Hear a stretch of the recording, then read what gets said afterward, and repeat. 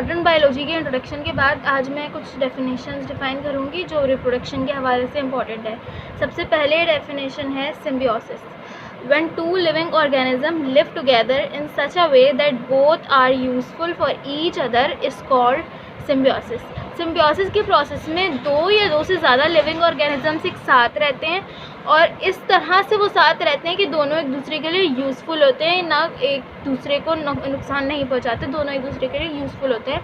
तो ये जो प्रोसेस होता है रिप्रोडक्शन का, ये सिम्बियोसिस कहलाता है। इन डेफिनेशन है commensalism, the association between two organisms in which one gets benefit from other but other remains unaffected और gets no harm और benefit is called commensalism. Example saprophytic bacteria. ये commensalism एक ऐसा प्रोसेस होता है जिसमें एसोसिएशन होती है, यानी कि दो या दो से ज़्यादा ऑर्गेनिजम्स की आपस में दोस्ती होती है which one gets benefit from other. एक जो है वो दूसरे से फ़ायदा हासिल कर रहा होता है, लेकिन जिससे जो फ़ायदा दे रहा होता है उसको ना कोई भी नुकसान होता है, ना उसको कोई मसला होता है, मतलब वो आसानी से रह रहा होता है, दोनों एक दूसरे के साथ रह रहे होते हैं और एक जो होता है वो दूसरे से फ़ायदा उठा रहा होता है। तो ये प्रोसेस जो होता है वो कमेंसलिज्म होता है। और ये जो बैक्टीरियाज़ होते हैं वो सेप्रोफाइटिक बैक्टीरियाज़ होते हैं जो कि एनिमल्स के गट सिस्टम में होते हैं।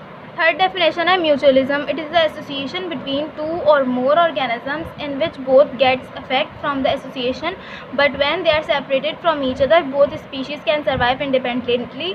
इस प्रोसेस में ऐसा होता है कि दोनों के दो या दो से ज़्यादा ऑर्गेनिजम्स होते हैं जो कि आपस में एसोसिएट कर रहे होते हैं और दोनों एक दूसरे से फ़ायदा हासिल कर रहे होते हैं, लेकिन अगर वो सेपरेट कर दिए जाते हैं तो उनकी स्पीशीज़ में उनके अंदर इतनी पावर होती है कि वो अलग भी इंडिपेंडेंटली भी सर्वाइव कर सकते हैं, किसी और के बगैर भी सर्वाइव कर सकते हैं। वो ये जो प्रोसेस होता है ये म्यूचुअलिज्म कहलाता है।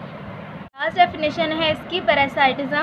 When two living organism live together in such a way that one organism get benefits and become harmful for other organism, it is called parasitism. Example plasmodium causes malaria in man.